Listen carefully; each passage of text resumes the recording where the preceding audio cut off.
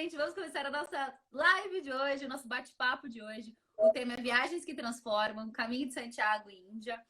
E, Ale, se apresente, conte um pouquinho sobre você. Que apresentação que você quer? A do seu coração, a do seu coração. Eu vou dar tradicional. Cada um dá uma apresentação. A tradicional é a das, enfim, onde estudou, nessas coisas. Bom, eu sou engenheiro, me formei em engenharia, depois fiz uma pós-graduação em marketing, na SPM, e fui trabalhar na Embraer, esse foi o meu primeiro emprego. Depois trabalhei em várias grandes corporações, mas eu tinha uma inquietude, né? Eu sempre tive uma inquietude de trabalhar nessas corporações, em ambiente. Eu lembro que eu trabalhei muito em fábrica, né? Às vezes em chão de fábrica mesmo, e me incomodava muito que eu não via o céu, né? Que entrava às 8, saía às 5, né? E aquele céu azul, a vida acontecendo lá fora, e eu enclausurado no chão da fábrica, trabalhando e tal, né? Então isso me incomodava, assim, de certa maneira, né? E foi assim que, com essa inquietude, comecei a viajar, a fazer as viagens e tal. E a primeira viagem, assim, na verdade, eu fui morar em Londres, né? Daí eu saí, daí eu lembro que eu pedi demissão, meu chefe fizeram uma reunião e queriam saber, você tá louco, pedir demissão? Eu tô precisando sair, enfim. Daí fui sair, larguei tudo, né? Morar em Londres. E isso foram 2 anos lá, né? E daí acho que começou, daí eu vi que morar fora é fácil. Aí depois que você vai, você vive a experiência, né? E tem medo de ficar sozinho, enfim, né? Fazer tudo, né? Mas daí você vai aprendendo. E daí depois eu lembro até que a primeira que eu fui morar em Londres, e daí eu morei com os brasileiros, aquelas coisas, né? Quem mora fora. E só que eu queria, daí lá estava muito frio, era um final de ano que eu estava, né? Foi chegando no final de ano, estava muito frio. Eu tinha uns amigos que tinham chegado de Israel, eles tinham feito um voluntariado no kibbutz. Uhum. Eles passaram o nome para mim, daí eu estava com os outros amigos, falei, eu vou para Israel, eu vou lá conhecer esse kibbutz. Daí eles falaram, não, eu não vou, porque tá todo mundo tinha um emprego. Eu falei, emprego depois quando eu voltar arranjo outro, né? E daí eu peguei e fui para Israel sozinho. Putz. Aí foi uma viagem, porque aqueles voos de estudante, noturno, cheguei lá à noite, não tinha, lá o aeroporto, não tem onde você ficar, você chegou, você está na rua, entendeu? Enfim, daí passei umas, né, não foi perrengue, foi tudo, no final deu tudo certo. Mas foi assim, daí ali que eu senti que depois dessa viagem, sozinho para Israel, eu falei, agora eu vou para qualquer lugar. E aí, a gente vai falar daqui a pouquinho sobre então, o Caminho de Santiago. Então, todo mundo que está entrando, sejam todos bem-vindos. Então, o Ale falou um pouquinho da trajetória dele. E, Ale, eu vou complementar, porque eu acho que é importante também para essa sua apresentação. Então, o Ale, dentre essas viagens, depois que ele foi para Londres e começou a viajar fora, ele fez várias expedições também. Então, ele lançou o livro, o Guia Saia da Toca, Como Viajar Barato também. Até para desmistificar, né, Ale, essa coisa de quem viaja, quem tem grana, que não necessariamente, assim, a gente viaja muito barato e passa por perrengues, sim, mas também são esses perrengues que agregam e transformam a gente, de certa forma, né? E aí ele fez vários projetos também relacionados à doação, né, Ale? Numa dessas expedições pelo Jalapão, ele fez uma doação muito grande de brinquedos para as crianças. Então, o Ale tem uma história muito rica para compartilhar com a gente e falar sobre o Caminho de Santiago, Índia. Então, todo mundo que está entrando agora, sejam bem-vindos. E eu sou a Fernanda Toyomoto, sou jornalista. Quem é a Fernanda? Fernanda, eu já vou dar uma introdução. A Fernanda, ela era do mundo da moda, né, Fê? E da moda, gente. agora, hoje ela do mundo do yoga. Olha só, e muito bom, né? Porque, bom, para mim, do meu ponto de vista, né? Aí do mundo da moda para ir para o mundo do yoga é uma grande evolução. Mas fala aí. Bom, como a Lê disse, eu sou jornalista, trabalhei muitos anos com moda, e aí um desses, eu estava já no escritório, né, trabalhando com moda, e aí eu estava com uma inquietação muito grande dentro de mim, eu olhei assim para a janela, não tinha janela, né? E aí eu falei, o mundo tá lá fora, eu quero conhecer e quero explorar o mundo, né? Então foi o meu primeiro start, assim, antes eu tinha feito um intercâmbio para Manchester, mas não tinha me despertado ainda esse explorar, né, do mundo. Essa coisa, eu tinha vontade de viajar, mas não, talvez não de forma tão profunda. E foi depois desse start que eu tive, eu me mudei para a Índia, consegui um trabalho na Índia, foi onde começou minha trajetória com Índia. Depois eu fui para a Argentina, enfim, fiz algumas viagens, alguns trabalhos voluntários ao redor do mundo. E foi aí que começou a minha jornada e meu despertar. Então hoje a gente vai falar um pouquinho sobre o Caminho de Santiago. Para quem não conhece o Caminho de Santiago, o Caminho de Santiago é uma peregrinação, uma das maiores, né? Se eu não me engano, a maior. E acontece tem vários caminhos, né? Tem o caminho francês, o caminho português, o caminho... Qual outro caminho tem? São uns 6, 7 caminhos, né, Lê? E todos os caminhos levam a Santiago. Todos os caminhos que levam a Santiago é o caminho de Santiago. É verdade, tá certo. Uma vez eu cruzei um cara, acho que ele era alemão, e daí ele falou para mim assim, daí eu perguntei, onde é que você começou, né? E tem aquele negócio do francês, Saint-Pierre-des-Pôts e tal. Ele falou assim, eu abri o portão da minha casa e comecei a caminhar. Já é o caminho de Santiago. Estou na Alemanha, na casa dele, então é assim que funciona. Conheci uma galera também que saiu da Alemanha. Mas, bom, o caminho de Santiago, então, são todos os caminhos, como o Ale bem pontuou, que levam até Santiago da Compostela.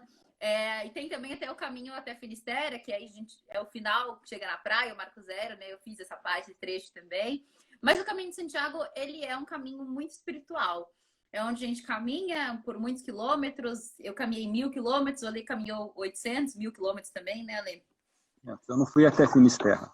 O Ale caminhou 800 quilômetros. E é uma caminhada dia a dia, onde a gente acorda, começa a caminhar, e pensa na vida, pensa absolutamente tudo. E tem vários momentos de superação. Então, Ale, conta pra gente um pouquinho como começou o Caminho de Santiago para você, como você foi parar no Caminho de Santiago. Então, a minha história do Caminho de Santiago, ela é um pouco longa. Dá uma resumida. Eu tenho uma época na minha vida que eu queria fazer o caminho. Mas a minha mente racional falava assim, você tá louco, bicho, você vai ficar um mês na Europa, caminhando, só na Espanha. Com um mês você conhece N países, né? E daí nisso foi passando o tempo, eu acabei não fazendo, não fiz, e o Caminho de Santiago meio que ficou deletado da minha mente. Eu esqueci de fazer outras coisas. A vida tomou outros rumos, né? Eu já tinha esquecido realmente o caminho, já não tinha mais, enfim, não tinha mais vontade, não tinha mais nada. Esqueci, deletei. Daí, uma vez eu estava indo para Madrid, peguei um voo para Madrid, e no voo sentei do lado de um brasileiro, que também tinha morado em Londres e tal, e já tinha feito o Caminho de Santiago 3 vezes. Daí a conversa foi o Caminho de Santiago, né? Ele falando, ele tinha feito esse do norte, que vai pela costa ali de Santander, costa da Espanha, né, e tal. E foi contando, e daí eu fui acendendo a chama do caminho, né? Eu fui me empolgando, aquela lembrança, aquela vontade que eu tinha. Vocês estão me ouvindo bem? Sim, Ale, tá ótimo. Daí conversamos, assim, foi assim, o voo passou, né, nem senti, eu já estava em Madrid. E daí ele me sugeriu o seguinte, que eu ia visitar um amigo meu que mora em Vigo, na Galícia, né? E é já mais ou menos, já é perto, bem perto de Compostela. E daí ele falou, no caminho, eu ia pegar um ônibus de Madrid até lá, você pode passar por Burgos e Lyon. E daí você pode se hospedar nos albergues de peregrino. E como ia ficar em hostel e tal, beleza, eu vou para os albergues então. E já vivo essa experiência. E foi muito louco, que na hora que eu cheguei em Burgos, nossa, eu cheguei lá, já conheci um alemão, e já fomos tomar cerveja. Fomos tomar cerveja e tal. E, assim, 2 horas conversando com o Matheus, já ficamos amigos, já contamos a história da vida dele. E naquele momento, falei, eu vou fazer o caminho. Né? Daí, decidi. Daí fui para Lyon, foi outra experiência legal e tal. E daí, na hora que eu cheguei em Vigo, daí cheguei na casa desse meu amigo Juan, eu falei assim, falei pro Juan, Juan, eu vou fazer o caminho em Santiago. Daí ele virou para mim e falou, eu vou com você. Então foi assim que eu fiz a primeira vez, que a gente fez o tramo, o trecho da Galícia, né? Então nós fizemos assim, foi a primeira vez que eu fiz, e foi só um trecho, o trecho final. E daí quando eu terminei esse trecho, eu falei, não, agora tem que fazer inteiro. E daí depois, num outro momento, eu voltei e daí fiz o caminho, desde caminho francês, né? Desde Saint-Pierre-de-Port. Que Então, legal. Como eu cheguei lá. Que legal, né? Eu falo que o caminho não escolhe a gente, né? O caminho escolhe a gente, não é a gente que escolhe o caminho. E para mim o Ale faz parte de um pouco desse despertar para o caminho de Santiago. Quando a gente se conheceu num curso Vipassana, né, Ale? E aí eu lembro que em algum momento da conversa, de uma das conversas que a gente teve, você falou do caminho de Santiago. E aí eu não conhecia muito o caminho de Santiago, aí me veio, eu falei, nossa, que legal, o caminho de Santiago. E aí uma outra amiga minha também, viajante, já viajou muitos anos também, tipo, pelo mundo. E aí ela falou que tinha feito o caminho, que tinha sido uma experiência muito linda. E aí eu fiquei com aquilo, eu falei assim, gente, caminho de Santiago, mas eu não sabia muito bem o que era. Tanto que quando eu fui, eu não pesquisei muito. Eu só fui assim porque eu senti que eu tinha que ir. Mas você foi uma das pessoas que, quando falou, me deu esse despertar, assim. Então você faz parte do caminho. E Ale, conta pra gente, o que no caminho te transformou? Assim, qual foi as lições que você aprendeu do caminho? Ou conta pro pessoal e pra gente. O caminho é você com você mesmo, né? Então, para mim, assim, no início, não foi muito eu comigo mesmo, não. Porque daí, né, quando eu fui fazer essa segunda vez, eu tinha uma amiga, Tereza, que era espanhola, e eu comentei com ela e tal, e daí ela acabou indo comigo. E daí começamos a fazer o caminho, né? Só que ela é espanhola, falava pra caramba, falava com todo mundo, super comunicativa. O caminho virou uma festa, né? Eu conhecia todo mundo no caminho, fizia amizade, e daí todo lugar que a gente parava, a gente já ia... Daí tinha um italiano que cozinhava, a gente já ia comprar os vinhos, a gente já ia fazer macarronada, fazer as pastas, não sei o que, virou uma festa. Daí a gente ficava nos albergues que tinha piscina, aquela coisa. Daí eu percebi que o caminho não era isso, né? Não é festa, né? O caminho era uma outra coisa, né? E daí, como eu nessa época, eu trabalhava, né? Eu tinha um trampo que eu fazia pela internet, eu levava meu netbook e tal. Eu tinha que dar umas paradas mesmo em alguns lugares para dar um trampinho. E daí eu acabei falando para ela que eu tinha que trabalhar e fui me atrasando, mas meio assim, intencionalmente, né? Uhum. Eu falava, eu te encontro lá na frente, eu vou ficar aqui mais um dia para trabalhar e tal. Daí ela foi indo na frente e eu fui ficando para trás. Mas não tinha não queria mais, né? Alcançá-la, né? Enfim. E daí eu fiz o caminho, sozinho, né? Comigo mesmo. Na verdade, você nunca faz sozinho, você vai encontrando pessoas, mas eu não... Essa turma, né? Não era mais uma festa, né? E daí virou mais essa introspecção. E no caminho, eu acho que, primeiro, a grande coisa que você observa é que você leva a sua casa nas suas costas, né? Leva na sua mochila, né? Então, eu percebi que eu tinha 2 livros, por exemplo, eu não lia nenhum. Estou levando 2 livros todo dia e não leio nenhum, né? Daí eu peguei e já dispensei um e fiquei com um que era mais fininho, que era do Paulo Coelho e tal. E daí eu fui... Então, uma das grandes aprendizagens é essa, né? Você começa o desapego, né? É que nem a nossa vida. Na nossa vida a gente tem tanta coisa que a gente não usa para nada, né? E a gente fica carregando. Conscientemente. E no caminho isso fica muito claro, porque você carrega nas costas, né? aquilo todo dia, você põe aquele peso nas costas, né? Então, você se toca e você vai largando. E é muito engraçado que você vê pessoas largando aquelas toalhas mais felpudas, tênis, roupas, sapatos, secador de cabelo, né? Sim. Então você vê tudo, você dá risada, né? Você fala, uau, E, e eu vejo isso como uma paráfrase da vida mesmo, né? Porque às vezes a gente carrega tanto peso dentro dos nossos corações e a gente carrega aquilo por tanto tempo, às vezes anos, às vezes uma vida inteira, e a gente não solta esse peso, né? E essa é uma paráfrase mesmo do caminho, porque às vezes a gente está carregando uma mochila tão pesada com coisas que não são essenciais, não é algo que a gente realmente. Eu, por exemplo, comecei. A minha mochila estava bastante pesada, porque eu também trabalhava durante o caminho, então eu estava com computador, então minha mochila tinha 12 quilos. E o que o pessoal fala é que tem que estar 5 a 10% do seu peso. Então estava muito mais pesado do que deveria estar, né? E eu lembro que eu comecei o caminho. Gente, uma palhaçada. Tinha até shoyu dentro da minha bolsa, porque eu pensei assim: não, se eu cozinhar, eu vou usar o meu shoyu, sabe assim, umas coisas nada a ver. E aí eu comecei a deixar as coisas. Uma bateria externa também enorme, de 1 quilo. Coisas que não eram úteis. Então eu vejo que não só a mochila pela mochila, né, do que a gente vê o que é essencial, mas também de uma paráfrase mesmo, do que a gente está carregando no nosso coração, que peso que a gente está carregando, que a gente pode, né, soltar esse peso, o desapego, né, Ale? é verdade, é uma grande introspecção, né, que a gente vai, né?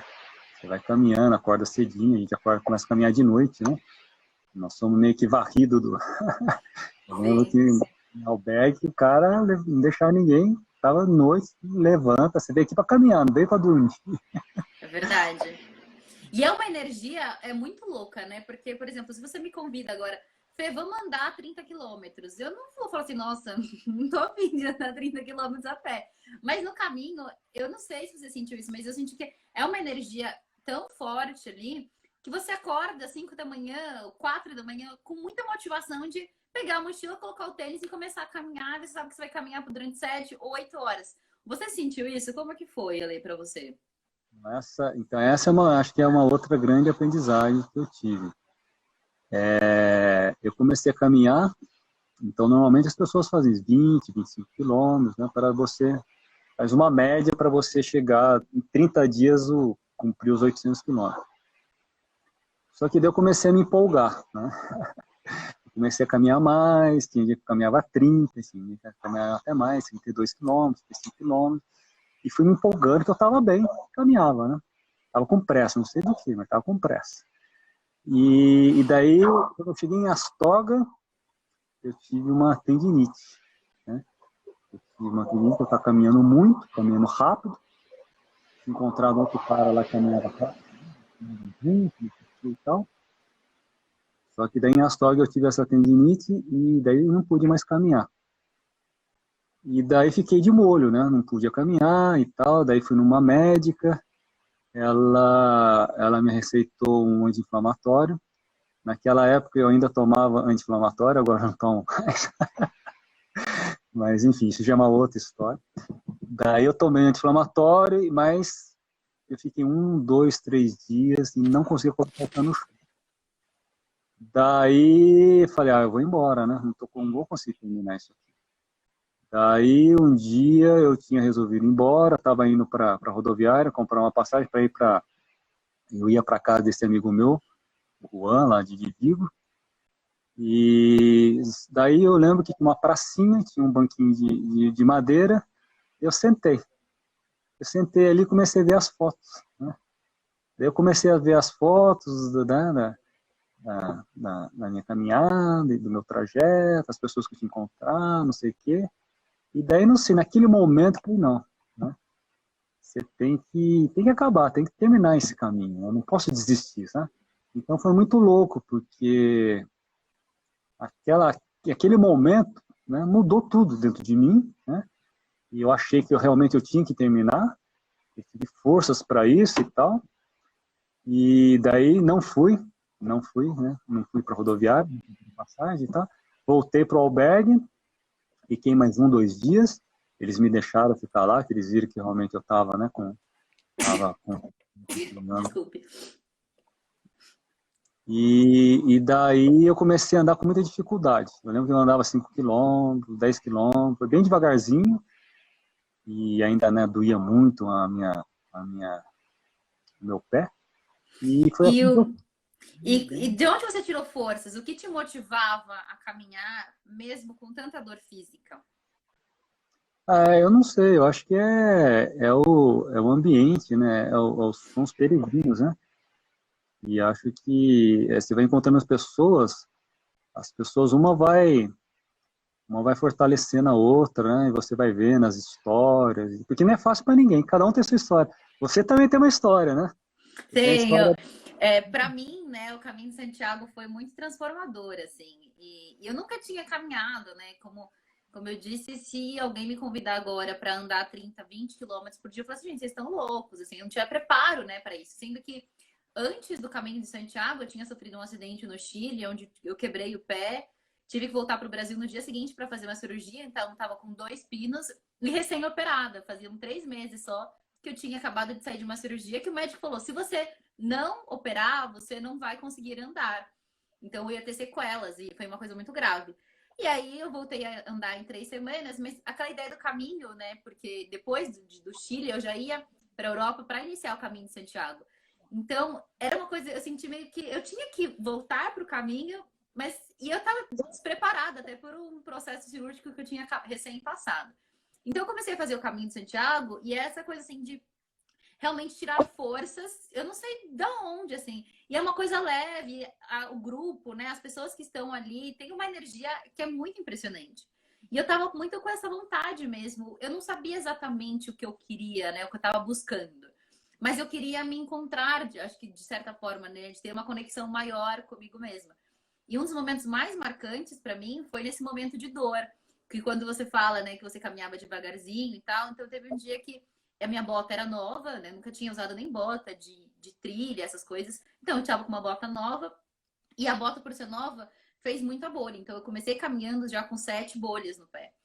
E aí é aquela coisa, né? Negando a dor. Não tem nada, não tem dor, né? Vamos que vamos, é isso aí, né? Força. E aí teve um momento, eu tava sozinha, era um trecho de estrada, muito calor. E nesse era uma bolha assim no dedinho do pé que eu não sabia que nem poderia doer tanto uma bolha no dedinho do pé. E aí eu fui caminhando e eu comecei a sentir aquela dor, mas era uma dor assim, não era só dor física, era uma dor de alma mesmo. E era uma dor profunda, profunda, profunda. E aí eu sentei no meio da estrada, assim, no acostamento da estrada, eu tava absolutamente sozinha, não tinha ninguém. E eu comecei a chorar. E aí, naquele momento, eu pensei em desistir do caminho de Santiago. Eu falei, não é para mim isso, eu não consigo caminhar mais, a minha pele já estava em carne viva, eu tirei a bota, estava praticamente sangrando, né? Tava já em carne viva mesmo. Eu falei, não consigo. E aí eu me entreguei para a dor e me permiti sentir aquela dor muito assim profunda mesmo, não só física, mas era uma dor de alma. Quando eu me entreguei e comecei e senti aquela dor, apareceram um grupo de pessoas, de umas 5 pessoas que surgiram, gente, não sei, da terra, sei lá de onde aquelas pessoas surgiram, porque não tinha ninguém, eu tava sozinha no caminho. Eles me viram naquela situação e falaram, o que tá acontecendo? Porque eu tava assim, aos prantos, eles falaram, a gente faz um curativo, então cada um tinha um remédio, então cada um fez um curativo em mim. E aí se disponibilizou a carregar a minha mochila, eu falei, não precisa, eu carrego. E aí sei que depois disso, e nesse dia eu andei mais 20 quilômetros. E aí foi a minha primeira lição, né? Que por mais que a dor seja profunda, por mais que a dor pareça que você não consegue transpor, quando você aceita essa dor, quando você integra essa dor dentro de você, você consegue transpor mais rápido. E a força das pessoas ali foi muito importante para mim. Então, saber receber também ajuda, né? Porque às vezes as pessoas querem ajudar e te ajudar, mas às vezes a gente fala, não, tá tudo bem, eu consigo lidar com isso. Mas então, aprender a receber a ajuda das pessoas também, para mim, foi muito, muito importante durante esse processo. Acho que é um processo de autoconhecimento, mais do que tudo, né? É o peregrinar, né? Você está peregrinando, mas você está peregrinando ali fisicamente no caminho, mas ao mesmo tempo você está fazendo a sua viagem interior. Né? E essa viagem interior, você aceitar Exato. e observar, quando você falou que que as pessoas pararam, que você estava ali, né, chorando e tal. E na hora me veio na mente a imagem de anjos, né? Porque às vezes a gente não acredita muito nessas coisas, enfim, cada um tem a sua, né? Mas o que eu vejo é que tem pessoas que são anjos, né? Eu tive uma situação na Índia também, custou para cair essa ficha do anjo, né? E depois ficou muito claro, sabe? Então, na nossa vida, existem situações, né, que a gente está passando com uma certa dificuldade ou indecisão e tal, e essas coisas acontecem. São anjos que vêm, né? Que vêm, a gente não sabe de onde, que nos ajudam, nos pegam na Sim. mão e nos levam, e nos dão essa força para continuar. Exatamente.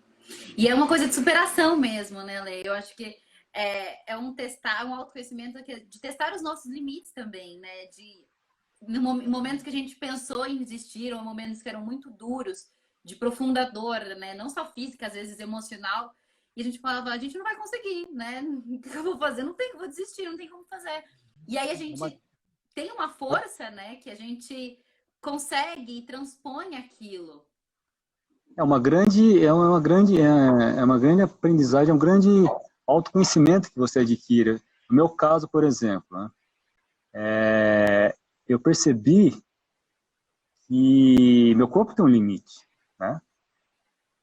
Tem um limite. Só que a gente está tão distraído, né? Você não estava inteiro, porque eu não tinha que ficar caminhando 30 quilômetros, 5 quilômetros, né? Porque assim, você caminhar 30 quilômetros um dia, 2 dias, 3 dias é uma coisa, mas você fazer isso 30 dias é outra coisa. Então, Exatamente.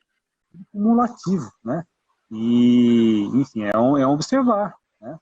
E a gente está tão distraído com as coisas e tal, e não se observa, né? Não consegue ter esse entendimento, né? Então, é esse processo de autoconhecimento. No meu caso, foi da mochila que eu vi, né? Eu estava carregando peso desnecessário, e de caminhar muito sem precisar. Não sei o que eu estava com pressa. Eu falei assim, do quê? Santiago não vai sair de lá. Eu queria. É verdade. Calma, desfrutar.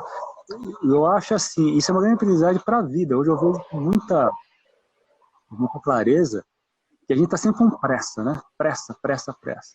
Sim. E uma vez um amigo me falou uma coisa que caiu a ficha para mim. Nossa, que grande verdade, né? Porque uma coisa a gente sabe que nós todos vamos morrer. Quando a gente não sabe. Mas a morte é uma certeza, né? A gente só não sabe quando.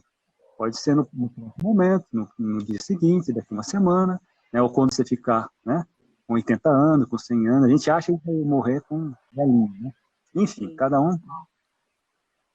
E daí ele falou, e a gente está com pressa, né? E o que é pressa? Está correndo na vida, né?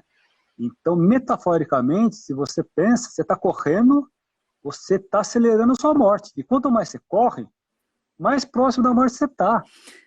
Você vai pensar, porque se você corre, você está gerando estresse no seu corpo, né? Na sua vida, e realmente vai apressar a sua morte, né? Pode morrer com um ataque cardíaco, com uma doença, com câncer, né? Então eu falei, nossa, que grande verdade, né? Ele tá correndo para quê? Ele tem pressa, pressa, pressa, pressa. E quando você tem essa pressa, você não vive o momento presente, que é a única coisa que a gente tem, né? Você fica, não, eu quero chegar em Santiago, eu quero chegar em Santiago para quê? Né? O caminho que é legal. Depois você chega em Santiago, é legal, foi bem legal, foi muito emocionante, até chorei, né, naquela missa, né? Eu também. Nossa, muito emocionante. Mas o legal é o caminho. E a nossa vida é assim, né? Eu acho que o legal da nossa vida é a gente trazer a presença para o momento presente. Né? Lógico, você tem um objetivo de vida, você quer chegar em determinados lugares, você tem seus sonhos, enfim. Mas o legal é o caminhar, né? É o dia a dia, você desfrutar, você estar presente, você estar feliz, né? Então, acho que é essa que é a grande aprendizagem que a gente vai para a vida, né? Você faz uma peregrinação e depois consegue, né, aos poucos ter entendimento da sua vida e aplicar. O importante de tudo isso aí, eu vejo, na minha experiência, é você trazer para a vida, né? Porque se eu faço o caminho, aprendo um monte de coisa lá, mas a minha vida continua a mesma coisa. Igual, é verdade. Eu vejo Eu, erros, hein? claro. E eu vejo o caminho como uma grande paráfrase da vida mesmo, né? Porque a gente começa caminhando sozinho, então a gente nasce sozinho, e a gente vai conhecendo as pessoas, e aí tem pessoas que vêm e vão, então a gente vai cruzando por pessoas durante o caminho, então tem amigos que a gente faz durante o caminho que caminham mais tempo ao nosso lado, tem outros que a gente conhece e se vão, tem gente que conhece amores durante o caminho de Santiago. Enfim, é uma grande paráfrase, né? Então a gente às vezes tem momentos de profunda tristeza e tem um ombro amigo que está ali, que compartilha uma história, a gente se inspira em outras histórias, mas no final, e é isso, né? O mais do que a chegada é o caminho, né? O que a gente aprende no caminho e com essas pessoas. Para mim, uma grande inspiração do Caminho de Santiago, mais até mesmo do que esses momentos pessoais, né, de dor profunda, que foram muito marcantes também, mas foram as histórias. Conhecer as histórias das pessoas que estavam no Caminho de Santiago, para mim, foi muito marcante. Então, até como eu tinha comentado com a Lê, de um caso que me marcou muito, de um senhor, ele tinha entre 55 e 60 anos, brasileiro, ele já tinha feito caminho por 3 vezes. A primeira em homenagem ao filho dele, quando o filho dele nasceu, ele estava com saúde, então ele tinha feito uma promessa que faria o caminho de Santiago. A segunda vez com o sogro dele, que era o melhor amigo dele, e a terceira vez foi quando eu o conheci. E nesse processo, o sogro dele tinha falecido, o sogro dele era o melhor amigo dele. Então ele estava fazendo o caminho de Santiago em homenagem ao sogro dele, carregando as cinzas do sogro na mochila. Sempre me arrepia essa história, gente. Estava carregando, né, as cinzas do sogro na mochila e manipulando aquelas cinzas durante o caminho de Santiago e jogando as cinzas do sogro pelo caminho nos momentos que ele tinha mais que o sogro tinha mais gostado. Então ele estava, além de realizando o sonho do sogro que tinha deixado para ele essa missão, ele estava vivendo o luto de perto ali, né? E várias pessoas com câncer também, caminhando com 3, 4 cânceres, outras que terminando o relacionamento ou tentando repensar uma nova vida, seja profissional, seja amorosa. Então essas histórias são muito inspiradoras, né, Ale? Você falou nisso, eu lembrei, porque eu contei que no início eu comecei a me atrasar, né? Então daí eu fiquei caminhando sozinho. E sempre, daí eu não ia mais nos albergues que tinha piscina. Muito pelo contrário. Eu queria tudo alternativo. E no caminho, tem muitos albergues que são capelas, né? São Sim. capelas, nas igrejas, enfim. E daí tinha uma que era bem pequenininha, sabe? E não sei, acho que alguém tinha me falado que era legal ficar lá. Eu falei, eu vou ficar lá. E daí fui, até cheguei mais cedo, fiquei lá para abrir, porque são sempre voluntários, né? Eram os italianos que faziam esse voluntariado de abrir, de organizar o espaço. E a gente dormia na capelinha, né? Dentro da capelinha. Acho que eu dormia até perto do altar, estava lotado. E daí nós teve a ceia, né? O jantar da noite e tal. E foi muito assim, nossa, eu lembro, isso, sabe quando fica na sua lembrança, você nunca mais esquece, são momentos assim que marcam a nossa vida, né? Eu lembro que era uma mesa muito, muito grande, muito comprida, de madeira, todo mundo sentado, comendo uma macarronada, feita pelos italianos, muito gostosa, por sinal. E nisso era o sol, verão, né? Então o sol se põe bem tarde, acho que era umas 10 horas e tal, era o pôr do sol, e aí tinha aquela porta imensa da capela e ela estava entreaberta. E eu estava sentado assim num canto da mesa e vinha, sabe quando vem os raios, né? Que lindo, sim. E tava aquela iluminação, né? Os raios entrando assim pela porta, iluminando só uma parte da capela, uma parte estava no escuro, outra iluminação estava amarela. E ali eu senti a presença divina, né? Uau, sabe? Então são momentos de comunhão, você faz a comunhão com o divino, né? Sim. Então eu senti Deus ali, uau, sabe? Dá aquela Que sensação lindo isso. assim, muito profunda, você fala, nossa, a divindade está presente aqui, É. né? Todo mundo comendo, todo mundo, sabe? Aquela harmonia, aquela conversa, agradecendo, né? Então a gente vive situações que são muito profundas, né? Que marcam a Sim. gente. Você falando do sol, e tem muito nisso, é muito isso, né? Porque a gente caminha entre 20 a 25 quilômetros por dia, e todo dia a gente acorda com um novo nascer do sol e um pôr do sol, em lugares diferentes, né? Porque cada dia a gente está numa cidade E para mim foi muito isso. Teve um dia em especial, assim, que o nascer do sol era a coisa mais linda, assim, que eu olhava, eu me chorava de emoção, porque é uma coisa tão bonita e é tão genuína, né? É de uma simplicidade, mas de uma beleza tão profunda. Então você fala, gente, às vezes a gente se apega a tantos problemas, a tantas coisas, e a natureza nos dá tudo. E aí eu senti também um sentimento muito grande de ser merecedora de estar ali. Porque às vezes eu não me sentia merecedora, talvez, de várias coisas. E ver aquele pôr do sol, né? Ver aquele nascer do sol, eu senti tão merecedora de poder olhar aquilo e falar, meu Deus, que coisa linda. E é de graça, assim, né? Eu posso também ter essa sensação e receber. Então é um pouco do que você falou mesmo, sobre uma conexão profunda, né? De gratidão mesmo, gratidão pela existência. Eu acho que vai além da palavra, né? Gratidão, mas de você poder ser grato pelo momento presente, né, Lê? É verdade. Aqui até o Titãs, se eu não me engano, tem uma música de ver mais pôr do sol, né? A gente passa a vida e não vê pôr do sol, não vê nascer do sol, né? É Então, verdade. quanto mais pôr do sol a gente vê, mais a gente se conecta, porque a natureza é a divindade, né?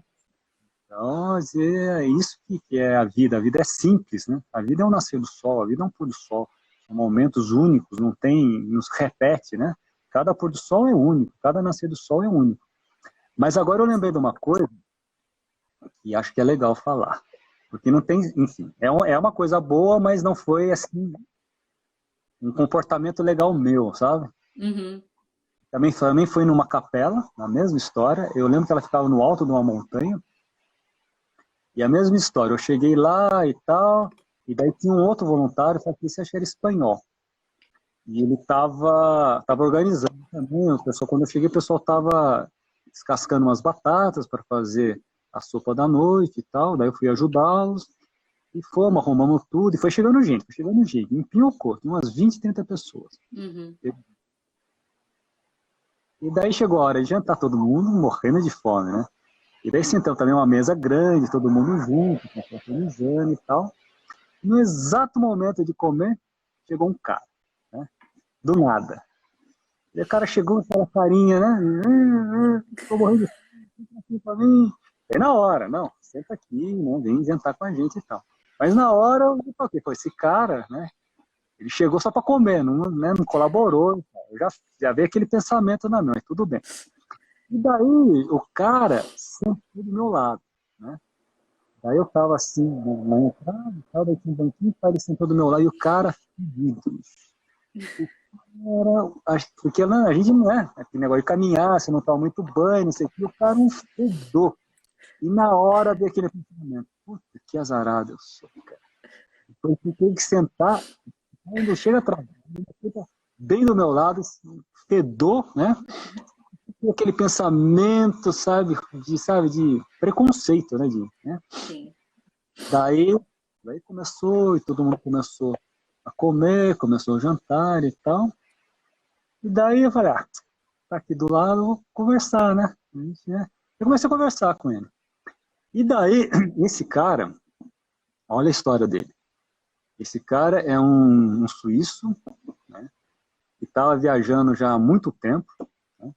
Já tinha viajado pelo Brasil há 2 anos, e daí ele começou a me contar os lugares que ele teve no Brasil. E era só quebrada, Pipa, Canoa Quebrada, Jeri, teve aqui Ilha Grande. O cara conhecia Jalapão, o cara conhecia só quebrada e tal, conhecia tudo, era um mochileiro, né? E daí ele estava fazendo o caminho de Santiago há 3 anos. Ele ia e voltava. E fazia os outros caminhos, né? Todos os caminhos levam a Santiago, né? Fazia os caminhos alternativos. Ele me mostrou o passaporte de peregrino dele. Meu, era só caminho, ele tinha 3. Daí, na hora, bicho, eu fiquei amigo do cara. Nós ficamos amigos, daí eu comecei a contar minhas viagens, até ficamos super amigos. Enfim, daí ele contou várias coisas, foi uma grande aprendizagem para mim, né? E quando você começa a viajar, seus amigos não te entendem, né?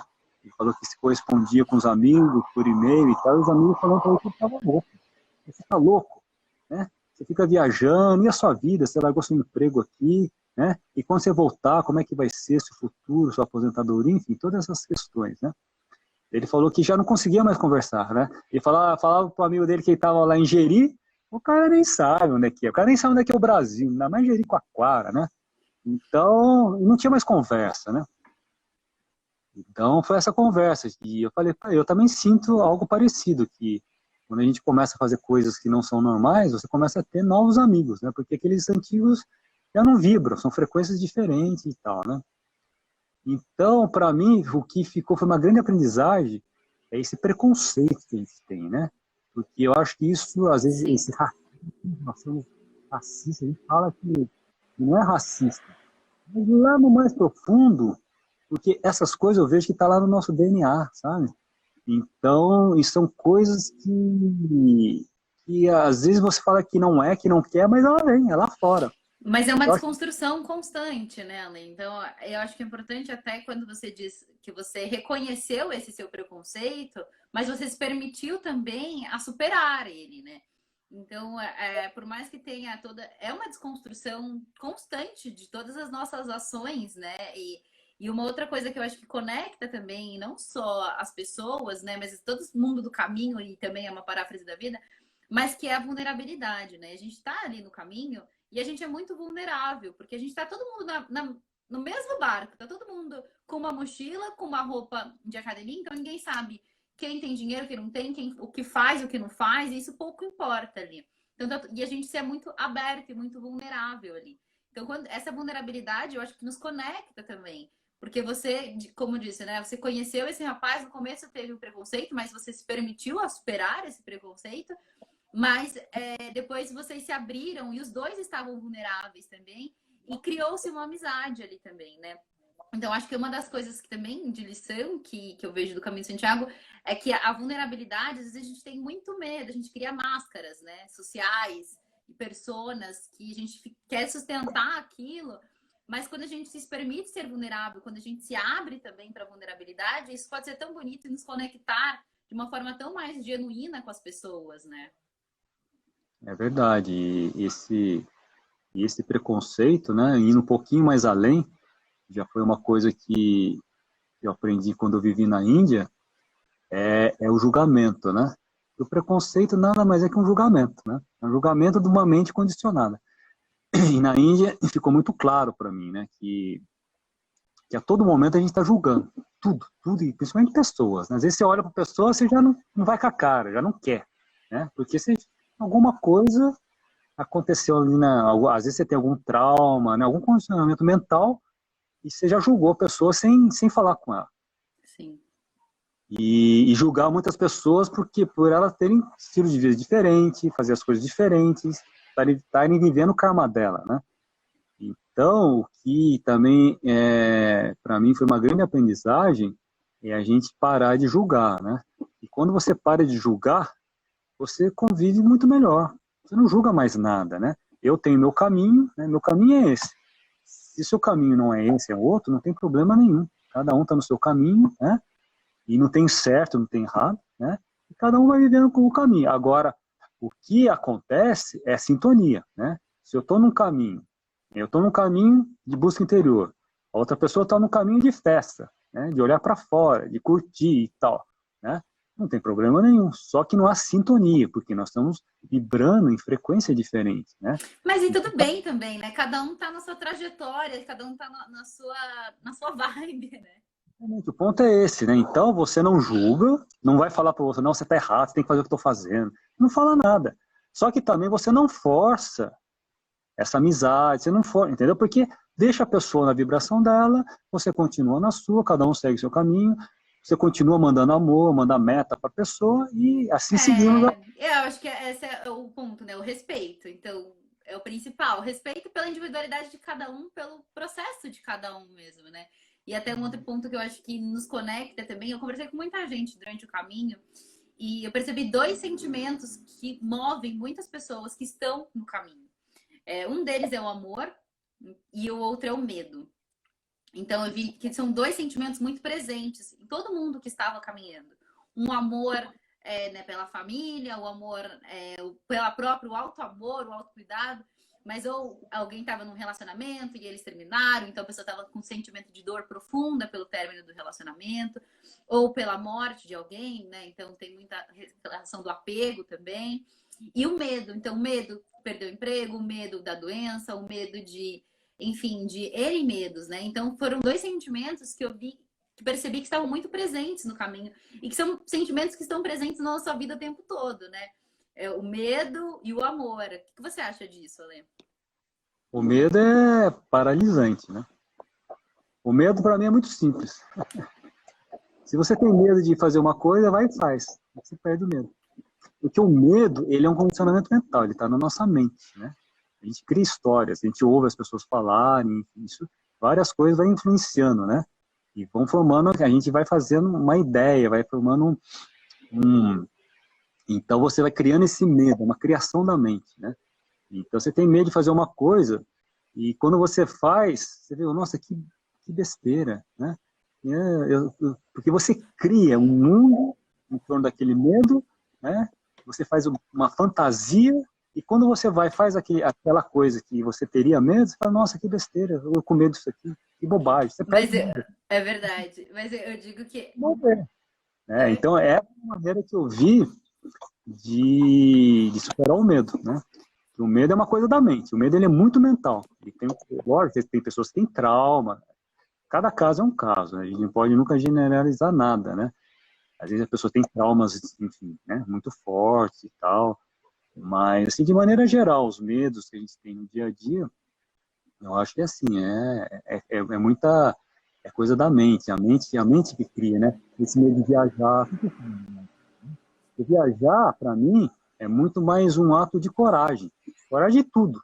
Você enfrentar seus medos, de desapego, de ir para o desconhecido. Desconhecido causa medo, né? A gente vai para um lugar desconhecido, causa medo. Você não conhece? Não tem medo do desconhecido, né? Então, é enfrentar todos esses medos. Eu acho que é Mas isso. até você falando agora, me veio um pensamento que é a de coragem, né? Porque primeiro que coragem não é aquela coisa do super-herói, assim, coragem, a palavra coragem vem da palavra cor, né? Que vem de coração, então é agir com o coração. E uma coisa do medo, que eu acho que a gente não precisa ser também, ai, destemido o tempo todo, e ai, eu vou conquistar o mundo. Eu acho que eu sempre falo que a gente só precisa de um segundo de coragem, que é aquele segundo que a gente toma a iniciativa, depois a gente vê.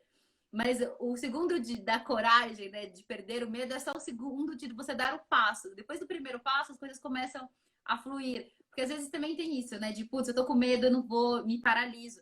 Uma coisa que aconteceu comigo no Caminho de Santiago, por exemplo, eu tava num albergue, e aí um dos meus amigos que estavam lá, que eu conheci durante o caminho, um japonês, e aí eu acordei, só que naquele dia eu falei, eu vou começar o dia sozinha e eu não quero iniciar, porque no caminho de Santiago, pra quem não sabe, a gente tá todo mundo no albergue, e aí o pessoal acorda, se arruma e sai. Então tem muita gente que já sai junto, que tá ali na mesma hora e começa a caminhar.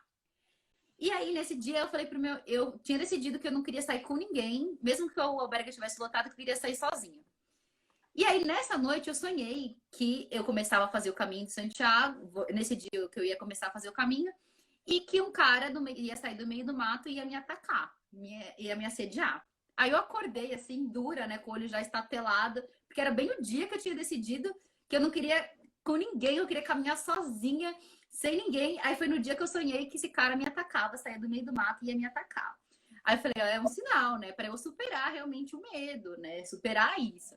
E aí esse meu amigo veio e falou assim, que horas que você tá pensando nisso aí? Eu falei assim, pode ir porque hoje eu vou sair sozinha. Mas o medo ali dentro de mim que o cara ia sair do meio do mato, né? Porque essa era o que eu tinha sonhado isso. Falei, gente, com medo. Eu saí, tava uma neblina. Mas assim, parecia Walking Dead, assim, o caminho de Santiago. E aí foi o dia mais feio, assim, de toda, né? O tempo fechado, neblina, não conseguia ver um palmo na frente. E eu sozinha com a minha mochila, com medo do cara sair do meio do mato e me atacar. Mas aí eu superei isso, né? E aí foi, não é que eu tava, que eu iniciei aquele dia sem medo nenhum, eu tava ainda com medo. Mas foi um momento também onde eu quis me superar, né? Eu acho que o medo vem também, e é o que você falou, né? De você superar os seus limites. E quando você parte, quando você dá o primeiro passo, você vê que não é tão grande quanto parece, né? Acho que é por aí. Isso mesmo. Gente, se vocês tiverem dúvidas em relação ao Caminho de Santiago ou perguntas, deixem aqui nos comentários que a gente responde. E como que surgiu a Índia para você, Ale, no caminho? Porque o tema da live de hoje é viagens que transformam, né? Então a gente falou um pouquinho das transformações que o Caminho de Santiago nos proporcionou. E como que apareceu na Índia para você? Transformações, que lições a Índia te trouxe? Muito medo de ir para a Índia. Oi? Eu tinha muito medo de ir para a Índia, muito medo. A Índia é um desafio, né? Você ouve as pessoas falarem e tal, como funciona. Então, eu dei muita volta. Eu viajei muito, resolvi viajar a América do Sul inteira e adiando a viagem para a Índia. Estava adiando. Eu sabia que eu queria ir para a Índia, né? Mas aquele não, meu momento não é agora, eu vou viajar por aqui, não sei o que e tal, e fui. Só que sabe o que eu percebi? Nessas viagens que eu fui fazendo também, eu fui encontrando pessoas que já tinham viajado pela Índia, né? E daí você vai conversando com as pessoas e tal, isso vai te dando força, né? E daí teve um casal de ingleses que eu conheci no Peru, em Arequipa, e eles me recomendaram um livro, chama Shantaram. É uma história muito, enfim, uma história, é um livro tradicional, o pessoal que vai para a Índia, enfim, é um livro super, sabe, bitoludo, assim, grosso, mas eu comprei e li, né, porque eu estava muito afim, falei, não, lê esse livro e tal, que você vai, para você entender como funciona a Índia, né, dá para entender bem como é que funciona a Índia, enfim. E daí, na verdade, a existência vai dando sinais, né, e daí foi, e daí eu fui para a Índia. Aí eu cheguei na Índia, bom, na Índia tem uma história muito, né, muito forte que aconteceu comigo lá, mas foi dessa maneira, né, dessa maneira, que era um medo do desconhecido Índia, né, que todos falavam que era muito difícil viajar lá, mas a hora que eu fui lá, no começo foi muito difícil. No começo eu E durante esse processo, Ale, de Caminho de Santiago, Índia, o que você acha que te transformou a Índia? Falando agora um pouquinho de Índia, né, para quem tem curiosidade, que a Índia fala que é um país super espiritualizado, que é um país que respira a espiritualidade, a expansão de consciência. Como que você sentiu isso na pele? Ou se você não sentiu, ou você acha que não? Conta pra gente. então, até então, meu espírito não existia, né? Eu nunca fui, enfim, nunca dei muita importância, nunca olhei para dentro, sempre olhando para fora, e eu gostava de viajar, conhecer os lugares e tal. E na Índia, logo no início, eu tive uma diarreia muito aguda, fui parar na UTI do hospital, e nisso começou todo o meu processo de renascer, quer dizer, é um nascer espiritual, né? Porque o espírito não existia em mim, né? Eu estava lá no cantinho, nos porões do meu ser, e eu nunca dei bola para ele, né? E daí que eu comecei isso começou a florar, eu comecei a olhar, né, para minha alma, para o meu espírito, quem realmente eu sou, aquelas questões que a gente sempre faz, né? Então foi isso, por isso que a Índia foi, assim, isso no terceiro dia de Delhi, né? E daí eu questionava a Deus, perguntava para Deus, né? Eu naquela situação, no hospital, numa UTI, e daí eu ficava questionando, né? E falo que tudo que acontece na sua vida tem seu lado bom. Eu falava, onde é que está o lado bom? Que está aqui na Índia, no hospital, né, numa UTI do hospital sozinho, sem ter com quem falar, né? Não podia falar com a minha mãe, porque imagina, se eu falasse para minha mãe, eu acabava, né, só preocupando, ela não ia resolver nada, enfim. Então eu tinha que guardar isso para mim, eu conversava com ela, naquela época eu falava com ela pelo Skype, mas não, enfim, não omitia essa parte, falava, né, só que estava tudo bem e tal. E daí eu passei por todo o processo, muito difícil, né? E eu percebi que foi um ensinamento que a Índia trouxe para mim, né? Foi esse renascer. A partir daí eu comecei a dar importância, né, para voltar esse olhar para dentro, né, a fazer as práticas espirituais. Eu fui aprendendo yoga, fui aprendendo meditação, uma série de coisas foi vindo para mim, né? Buscando também sempre essa sintonia com a existência, aceitando, né? Aceitar tudo que a existência traz, você aceita, né? A gente questiona, né? A gente não quer, fala, não, isso acontece comigo, que desgraça e tal, né? Mas Sim. não, tudo tem ensinamento, né? E se tivesse um marco, assim, como que é, numa palavra, como que é o Alê antes, né, dessas experiências e o Alê depois? Qual que é a maior diferença? O Ale chamava Alexandre, agora chama Ale. É um nome espiritual, enfim. Mas eu acho assim, o Ale antes, ele só olhava para fora, né? Só para fora. E agora o Ale depois só olha para, não só olha para dentro, né? Eu tá muito consciente e sempre está olhando para dentro. Lógico que a gente está sempre, a gente olha para fora, né? Mas o importante para mim é olhar para dentro, né?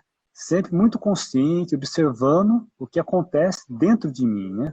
Quais são os meus sentimentos, quais são as minhas sensações, né? Por que eu tenho pensamentos repetitivos, por que eu tenho atitudes repetitivas, né? Sempre com esse olhar para dentro, tentando entender o que está acontecendo dentro de mim, né? Então, acho que é a mudança da chave, né? Você para um pouco de olhar para fora e começa a olhar para dentro, né? Começa a olhar, então, cada vez, né? Olhando menos para fora, ou dando menos importância, olhar para fora e dando mais importância para olhar Pro para olhar dentro. para dentro. Essa é a parte 2 da live Viagens que Transformam, o Caminho de Santiago e Índia. Então, na parte 1, a gente falou muito do caminho de Santiago, alguns aprendizados e coisas que a gente carrega no nosso coração, né, Ale, pós-caminho. E agora, na parte 2, a gente vai falar um pouquinho de Índia. Então, ele estava contando um pouquinho da trajetória e de como começou o despertar dele, falando de Índia, né? Ale, o que mais que você conta pra gente de Índia? O que te marcou durante esse processo?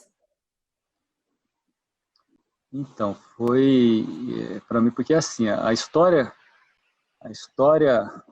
completa da Índia, né, como eu cheguei lá, o meu objetivo na minha cabeça era conhecer a Índia, dar um rolê, fazer um ciclo. Eu sempre gostei de viajar, conhecer lugares, e mochileiro, né? Só que daí eu cheguei lá, no terceiro dia eu tive essa diarreia, fui parar na UTI do hospital, na Índia. Nunca tinha ido para uma UTI, nunca tinha internado. Foi a primeira vez na Índia, sozinho. E aquela sensação, né, de... Putz,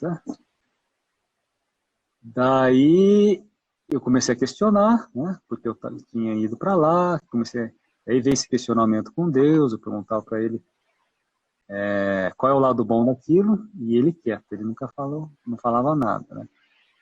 E daí eu fiquei esses 3, 4 dias, daí saí do hospital, e daí nisso eu fui ver a documentação para fazer. Eu tinha um seguro, quando você compra passagem com cartão, você tem um seguro, né, de viagem, já o hospital. Eu fui para um hospital privado. Aí nessa do hospital privado eu lembro que eles falaram para mim: você quer que a gente transfira você para um hospital público? Eu falei, não, pelo amor de Deus, não dá. Imagina, eu, privado eu já estava morrendo de medo. Aí público, eu falei, não, pode deixar, seguro, pago, não tem problema nenhum, pode vir aqui mesmo. E daí eu fui tem um bairro em Delhi, que é um bairro dos mochileiros. E daí eu fiquei lá para fazer a papelada do seguro, para eles me reembolsarem. E nesse tempo, eu estava vivendo nesse bairro e tal, aí um dia eu saí, estava buscando um mercadinho, né, para comprar umas coisas e tal, e vi um cara, encontrei um cara vindo no sentido contrário com umas sacolinhas. E daí eu fui falar com ele, perguntar onde é que era o mercado, e daí ele me explicou e tal, e a gente começou a conversar, né? E naquele momento a gente já ficou amigo, ele também estava viajando sozinho, também estava perdido na Índia, e são os famosos buscadores da Índia, né? Enfim, daí nós ficamos, o nome dele era Matheus, né? E esse cara era uma tranquilidade, um cara, sabe, super boa onda, daí nós fomos jantar, ficamos amigos, não sei o que, e daí nisso a gente resolveu ir para Caxemira. Daí compramos uma passagem pela internet, né? E na internet era aquele puta ônibus, lindo, maravilhoso. Ah, beleza, ônibus leito. Ixi, quando nós fomos pegar o ônibus, lá no, perto do Redford, era uma quebrada, ficava numa... Tava parado, estacionado numa... Caindo aos pedaços o ônibus. Nossa, a hora que eu olhei o ônibus, eu olhei e falei, meu Deus, que roubada nós entramos, né? Mas daí já tinha comprado, daí entramos no ônibus, e só tinha indiano, só tinha nós dois de estrangeiro. E entramos, e assim fomos parar na Caxemira. E daí, na Caxemira, ficamos lá e tal, um lugar super bonito, mas já era final de ano, já tá ficando muito frio, e ali você fica no pé dos Himalaias, né? Então, a região da Caxemira, de Srinagar, ali era onde os ingleses, os britânicos, né, eles passavam, era uma colônia de férias de inverno, né? Eles ficavam ali em Delhi, e no inverno eles iam para as montanhas, e a Caxemira era um lugar que eles costumavam ir. E daí tinham vários barcos, uns barcos que ficam num lago, e esses barcos era onde eles se hospedavam. E agora esses barcos é onde a gente fica, como se fossem hotéis flutuantes, né? Então a gente se hospedou num barco, ficamos num barco lá na verdade ali já são muçulmanos, né? Já tem uma população já mais muçulmana, tem os hindus e os muçulmanos.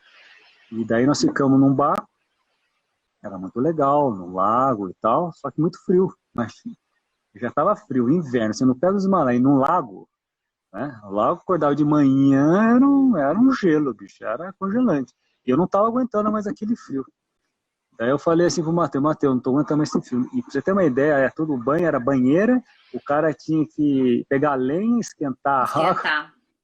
Eu já não tomava banho. Aí, bom, ele também, né, não tomava banho. Mas assim, cada vez que eu ia tomar o banho, pra mim era... Eu falei, Matheus, não tô aguentando esse frio. Um ritual. Nossa, era um sacrifício, né? Eu falei, não tô aguentando esse frio, eu vou embora, cara. Ele falou, então tá bom, então vamos fazer o seguinte,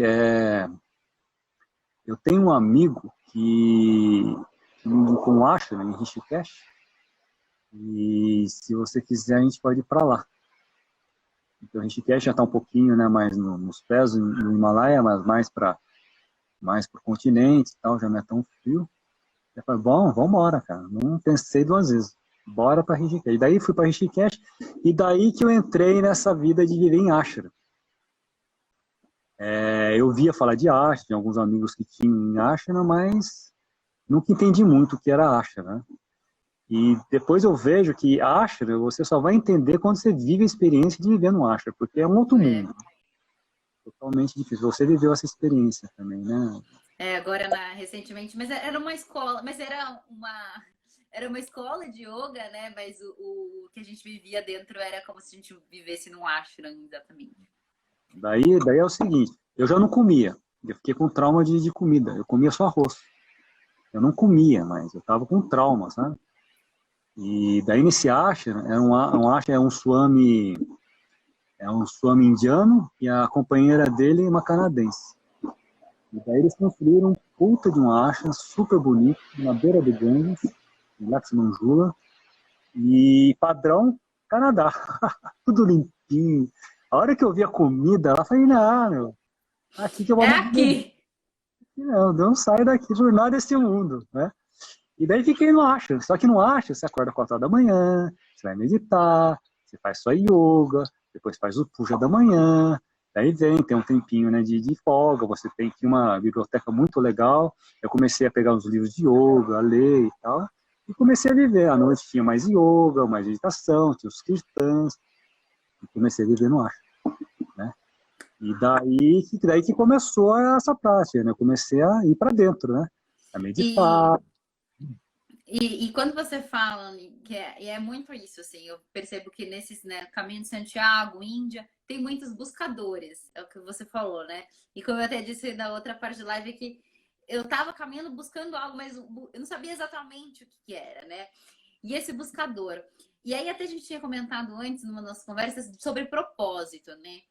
O que você acha sobre o propósito? Eu lembro que eu te pergunto, porque você falou algo muito bonito, e eu gostaria que as pessoas também pudessem ouvir, né, sobre a sua opinião, sobre propósito. Porque muitas das pessoas que estão caminhando, ou que estão indo para a Índia, indo para Ashras, entrando, né, nesse mundo de muita introspecção, uma das perguntas que eventualmente vem é sobre o propósito, né? Qual que é o meu propósito aqui na Terra? O que eu vim fazer? Qual que é a minha missão? Conta pra gente um pouquinho dessa sua opinião. O que você acha que é o nosso propósito? A minha experiência de propósito, na verdade, eu acho que eu fiquei bem consciente do meu propósito recentemente. Porque, assim, propósito a gente acha que é uma coisa muito grande, significativa, importante, né? E a gente tem várias ideias, vários sonhos, várias missões, tem a missão de vida, enfim, né? Essas coisas que todo mundo tem. Essas indagações, essas interrogações. Quem eu sou, de onde eu venho, para onde eu vou, qual é o meu propósito, porque eu estou aqui, qual é o meu dom, né? E assim vai. Só que para mim nunca ficou muito claro, né? Eu nunca tive muito claro para mim qual era o meu propósito, né? Mas ao mesmo tempo, nunca me preocupei muito com isso, sabe? Porque uma aprendizagem que eu tive na Índia é que o que você não entende, não adianta você ficar querendo entender. Porque a mente, ela só vai te enrolar, né? Então, o que eu não entendo, eu deixo meio de lado. Não, isso aqui eu não entendo agora. Nesse momento da minha vida, eu não entendo isso, né? E não me preocupo. E vou fazendo as coisas que eu entendo, né, que eu acho legal, né, que fazem sentido para mim, né? Então, eu nunca me preocupei muito. Mais recentemente, foi vindo esse negócio do propósito. Qual é o seu propósito, né? E, e eu não sei, não sabia, né? Eu não sei qual é o meu propósito, né? Mas eu comecei a ficar preocupado com o meu propósito, né? Qual é o propósito? Aí começou a ver, sabe aquela coisa de, né, de toda vez, qual é o propósito? Você tem que ter um propósito, não é possível, tem propósito, né? E daí eu comecei a ter essa busca do propósito e tal. E daí um dia eu percebi que o propósito, a gente fica, né, com essas coisas de ter um propósito muito importante, uma coisa, né, significativa, que vai mudar o mundo, né? A gente tem esses sonhos, né? E daí eu percebi que o propósito é uma coisa muito simples, né? Pelo menos foi essa minha percepção, e hoje eu procuro viver isso, sabe? O propósito nada mais é do que você viver o momento presente, tal como ele é, né? Então, um exemplo aqui, eu faço minha comida e eu lavo louça. Lavo muita louça. E lavar louça, ninguém gosta de lavar louça, né? Quando você está lavando louça, a mente está em todo quanto é lugar, menos na louça, né? E eu comecei a aceitar, né? E várias outras coisas, eu tenho chalé, eu arrumo chalé, são coisas assim do dia a dia, né? Eu comecei a aceitar tudo. E eu comecei a perceber que a partir do momento que você aceita o momento presente, né? Esse momento presente você propõe. É simples, é muito simples. O que você está fazendo, não importa o que. Você aceita, se coloca inteiro, eu estou 100% aqui presente, né? E eu estou vivendo o meu propósito. Meu propósito é esse, né?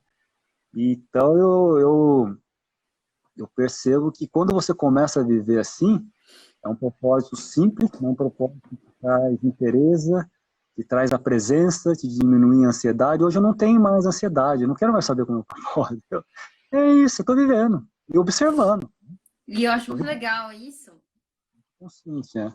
Na verdade, Exatamente. é um processo de consciência, né? A gente está consciente de tudo que está acontecendo, aceitar.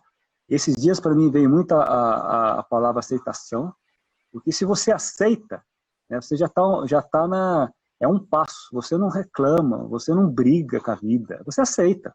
É isso que veio para mim, né? Eu vou aceitar, vou fazer o meu melhor, vou procurar estar presente, colocar amor no que eu estou fazendo, é muito importante, né?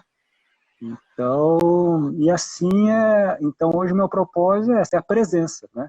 É conseguir trazer a presença para todo momento. Por exemplo, nós estamos aqui conversando nessa live, eu estou 100% aqui, eu não estou pensando o que eu vou fazer amanhã, né? As contas que eu tenho que fazer amanhã, as tarefas que tem que fazer amanhã, né? Aquelas, sempre assim, a gente tem essas, né, essas preocupações que não tem que contar, não sei, não, estou aqui. Então, sempre buscar trazer essa atenção para o momento presente, né? Sim, isso vai de encontro muito com o que eu vi uma vez a Monja Coen falando, que é sobre que o nosso propósito pode mudar também, né? Então, o nosso propósito agora, nesse momento, é a nossa live que a gente está falando aqui. Depois, o nosso propósito pode ser cuidar do nosso gato, do nosso animal de estimação e alimentá-lo. Porque se a gente não alimentar, o animal vai ficar com fome e vai morrer ali. Então, o nosso propósito naquele momento é alimentar o animal de estimação. E assim vai. Então, acho que as coisas começam a ficar mais leves também, né? Quando a gente encara o momento presente como o nosso propósito, como a nossa missão, né? É verdade. A Monja Coen, ela, enfim, é grande sabedoria, né? Ela tem várias coisas que... Então, quando ela fala que o propósito é esse, nesse momento, por que ela fala isso? Porque a gente aprende, a minha experiência no mundo da meditação, na prática da meditação, é que você vive a experiência da impermanência, né? Então, tudo é impermanente. Então, se tudo é impermanente, propósito é impermanente, né? Você, nós, tudo que está acontecendo é impermanente, tudo está mudando, mudando, mudando. Então, a natureza das coisas é mudança, né? Então, se tudo é mudança, propósito é mudança, propósito é aquele, né? O propósito é aquele seu momento. Eu estou vivendo esse momento, meu propósito de vida é esse, né? Então, é isso. E quando você começa a aceitar, a entender, incorporar isso na sua vida, a sua vida flui, né? Mas é um processo, não é fácil, né? É muito difícil, muito difícil. Isso aí é um processo árduo, é um processo muito, sabe? É muito, um e é muito lento normalmente, né? Esse processo do lento, né? despertar, né? Você às vezes fica andando em círculo, às vezes você anda para trás. Com certeza. E não tem atalho. Às vezes você fala, não, eu vou pegar um atalho. Não tem. Não tem. Às vezes você acha que você pegou um atalho, mas você deu um beco sem saída. Você tem que voltar tudo. E aí, parafraseando o caminho de Santiago, né? Porque às vezes a gente tem as setinhas para seguir. Às vezes fala, não, acho que esse daqui vai. E aí, quando você vai ver, você tem que voltar tudo para você errou o caminho, você tem que ir de novo. É verdade. E, gente, se alguém tiver algum comentário, alguma dúvida, Ale, tem mais alguma coisa que você queira falar? Alguma coisa que você queira pontuar? Conta você a sua experiência. Você tem uma experiência muito bonita, né? Você foi para a Índia, eu sei que você foi fazer yoga, né? Fez yoga. A minha história de Índia... Oi? De yoga, né? De professora, isso. Né? Então, bom, acho bem interessante, né? Que acho que é legal as pessoas. Ah, legal. Bom, a minha experiência de Índia, eu falo que não fui eu que escolhi a Índia, foi a Índia que me escolheu, porque eu nem imaginava como era a Índia, eu não sabia nem como era a Índia, assim, não tinha noção, né? Nada sobre Índia, nunca tinha, né, ouvido falar muito. Tinha uma ideia, mas na verdade não tinha ideia, né?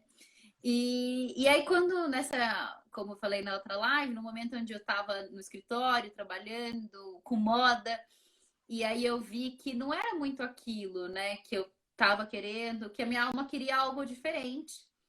E aí foi quando eu consegui falei, eu quero ter uma experiência profissional fora. Mas eu não sabia onde, nem como viabilizar isso, porque eu achava, né, essa coisa de viagem, de trabalhar fora do país, era algo que não era possível, era algo muito distante. E aí foi quando eu consegui um trabalho pela IESEC na Índia. E aí foi uma vaga que surgiu, falei, tem essa vaga aqui na Índia e tal. Fiz o processo seletivo, passei.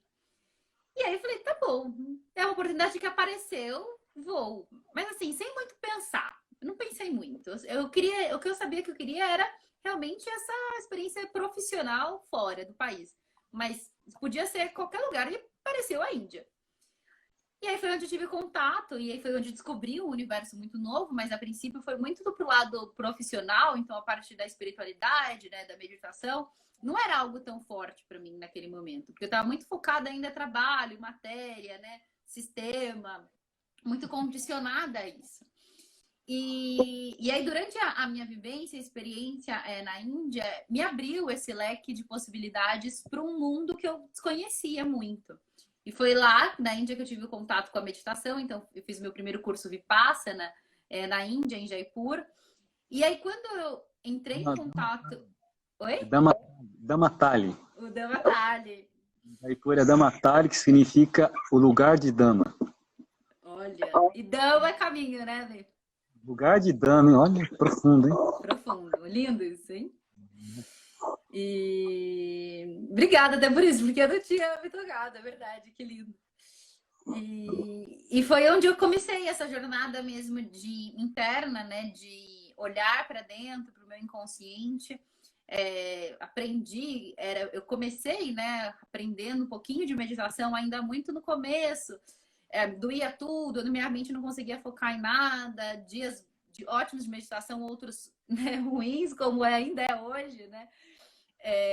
E aí teve um momento também onde eu tive contato com yoga pela primeira vez. Então, o dono da casa onde eu morava numa república, ele me ensinava yoga todos os dias no terraço da nossa casa. E foi onde eu tive o primeiro contato com esse universo. Mas voltei, depois mudei para Argentina, voltei para o Brasil. Mas a Índia, sempre fiquei, né, com esses ensinamentos da Índia de resiliência, de abertura para o novo, de pensar um pouco fora da caixa, porque a Índia é um mundo à parte, assim, né? É um universo muito particular, assim. Quando você acha que já viu de tudo, vai para a Índia que você não viu de tudo. E é muito louco isso lá, né? E sempre ficou esse, né, esse gostinho de quero voltar para a Índia, mas ano passado eu iniciei uma jornada de volta ao mundo, onde fui para vários países fazendo trabalhos voluntários, ajudando meninas que foram abusadas em ONGs. E nesse momento, quando eu sofri meu acidente, voltei, né, para o Brasil e fiz o Caminho de Santiago. No Caminho de Santiago ficou muito claro para mim. Eu não tinha um roteiro, né, a seguir, então eu falei, o que eu vou fazer depois do Caminho de Santiago? Eu não sabia. Mas aí me veio muito forte que eu tinha que voltar para a Índia. E foi quando eu retornei, né? Fiquei 3 meses lá e me veio muito forte o chamado para fazer o curso de yoga, que era algo que também eu estava ainda muito, né? Não sabia onde estudar, não sabia nada. E aí eu estava na França, eu fiquei 1 mês e meio na França, e nesse período que eu estava na França, eu falei, onde que eu vou estudar? Faltava pouquíssimas semanas, sei lá, 2, 3 semanas para eu me mudar para a Índia, que era o que eu tinha me proposto a fazer, mas não sabia onde, não sabia onde eu ia dormir, não sabia nada. E aí eu falei, vou meditar. Vou meditar porque é a única coisa que eu posso fazer nesse momento. Aí eu falei, meu Deus do céu, comecei a meditar pedindo quase que uma intuição divina, né? Assim, com a intenção de vir uma inspiração divina. E aí eu meditei, nem foi muito, foram 30 minutos, eu me concentrei com todo o meu coração nessa intenção. Aí eu falei, bom, acho que agora tá bom. Bem assim, despretensiosa mesmo. Aí eu peguei meu computador, aí eu abri o site, né, o Yoga Alliance, onde tinham todas as escolas, comecei assim, dei um scroll na página, falei, não é nenhuma dessas escolas. Aí fui para a segunda página, eu olhei uma fotinha micro desse tamanho, falei, é essa escola. E aí eu tinha certeza que era aquela escola, sem pesquisar muito. E depois eu vi que, né, era uma escola muito boa e onde meus colegas da sala ficaram meses buscando e escolheram essa escola como a melhor. E para mim, então, foi muito de intuitivo, assim. Então, a Índia aconteceu. E aí eu me formei como professora de yoga. Mas a Índia, de certa forma, foi muito intuitiva, assim, né? Foi um olhar muito para dentro desde o primeiro contato, que ainda não consciente, que quando surgiu a oportunidade de Índia, eu podia falar, não, né, Índia, mas eu resolvi, então eu fui muito... A Índia, para mim, surgiu de uma forma muito intuitiva, não foi algo muito pensado, assim. Legal. Eu acho que essa maneira que você chegou lá é a melhor maneira de viajar. Porque quando a gente viaja, eu fui para a Índia fazendo planos, né? Eu queria fazer a Índia inteira, fazer um círculo na Índia. Eu cheguei lá e mudou tudo, né? Então, às vezes a gente passa muito tempo da nossa vida fazendo planos,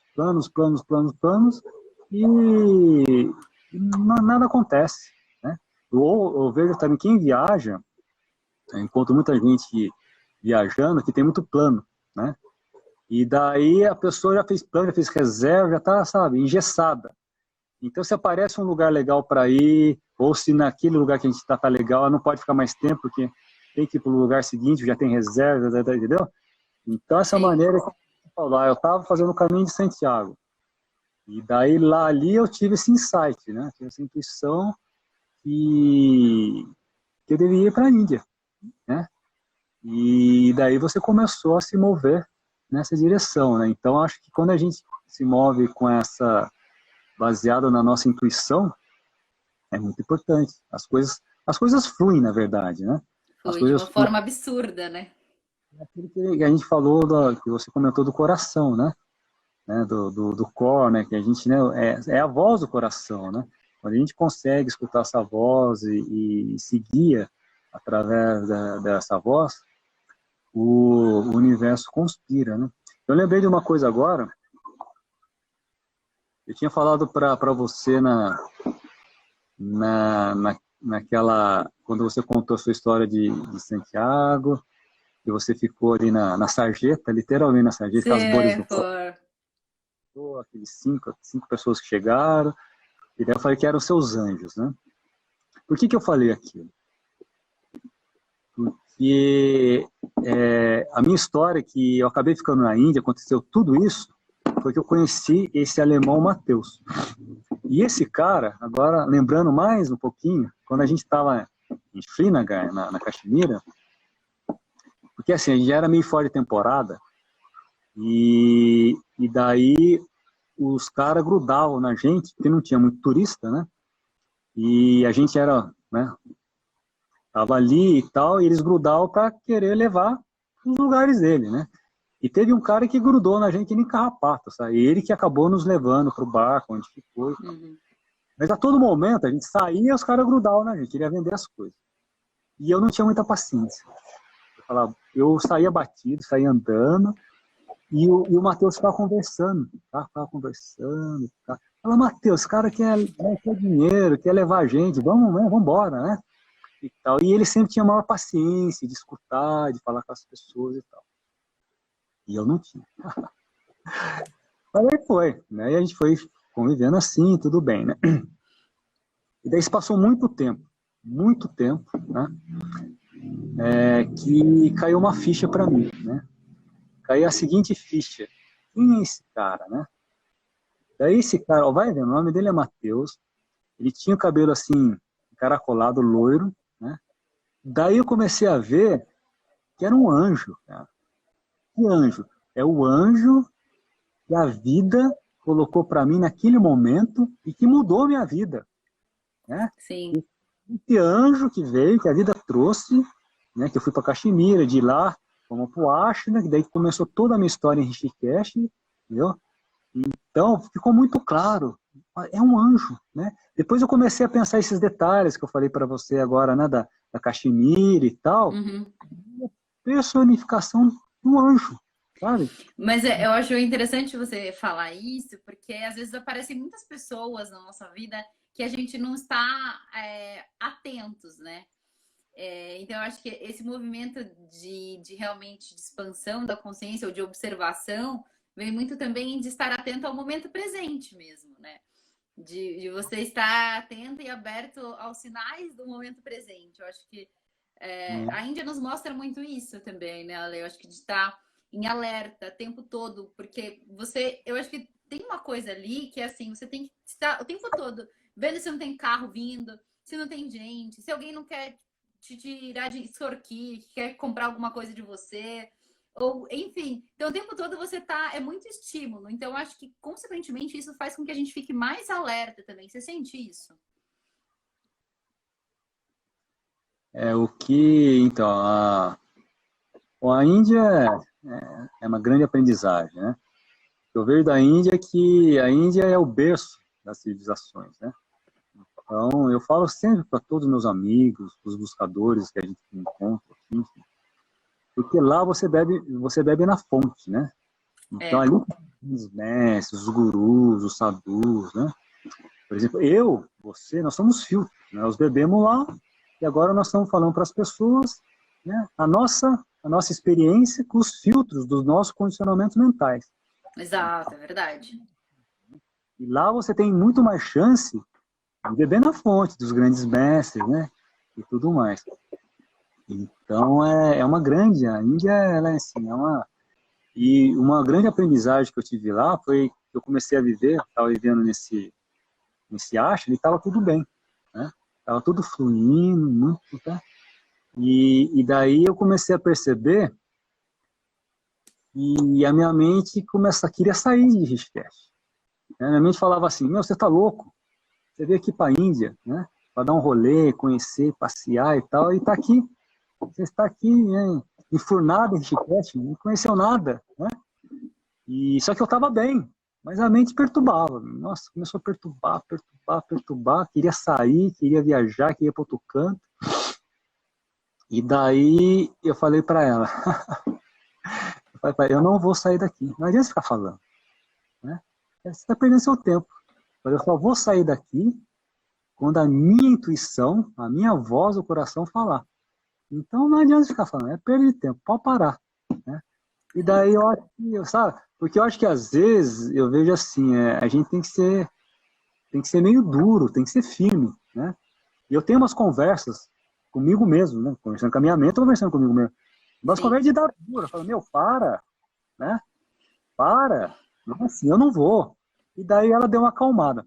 E nisso veio para mim a meditação Vipassana.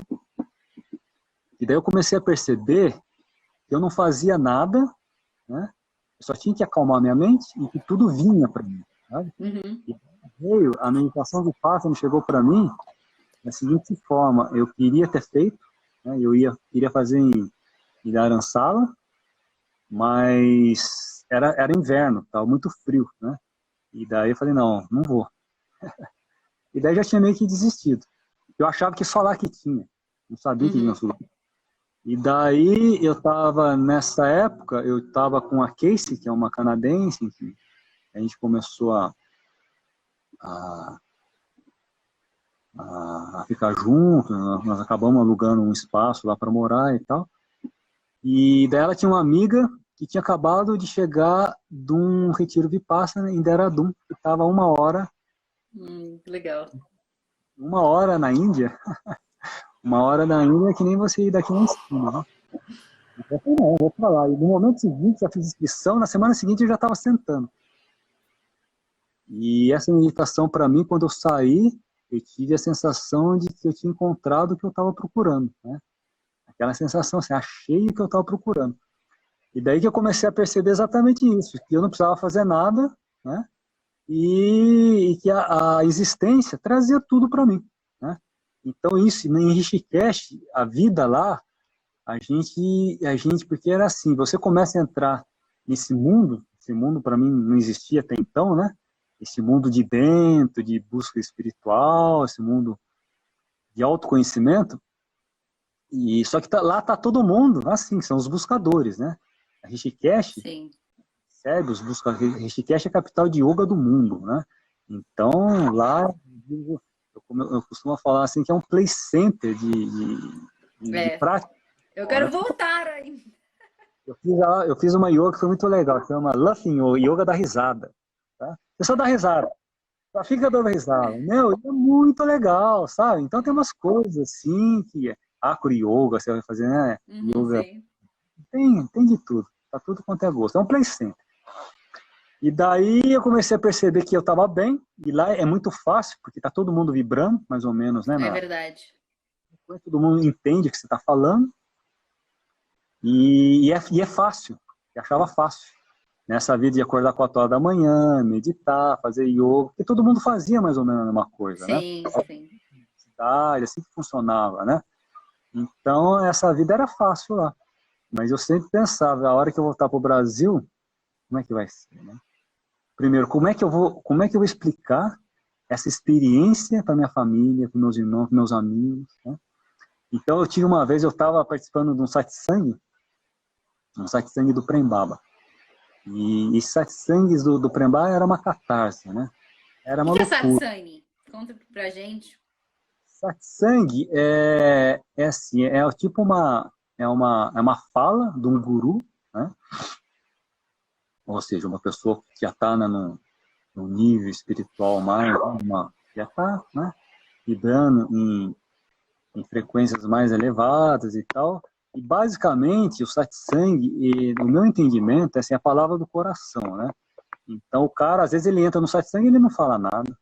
Não, hoje eu não estou inspirado, vamos cantar, ou vamos ficar em silêncio, vamos meditar, né?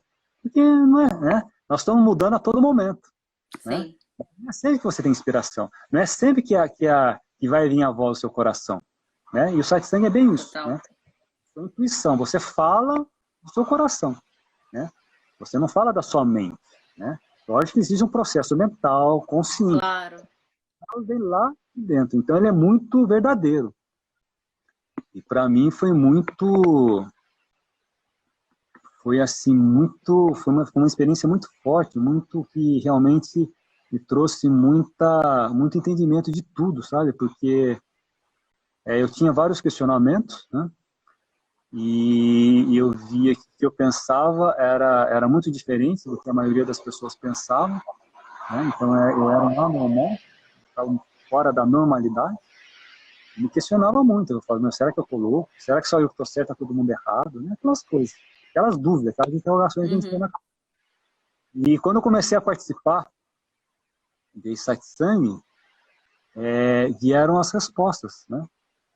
Então, para todas essas minhas perguntas, essas minhas questões, né, vinha resposta. Tudo, né, as falas que tinha, e eu comecei a ter um entendimento mais profundo de tudo isso aí, né? Eu comecei a perceber que eu não estava louco.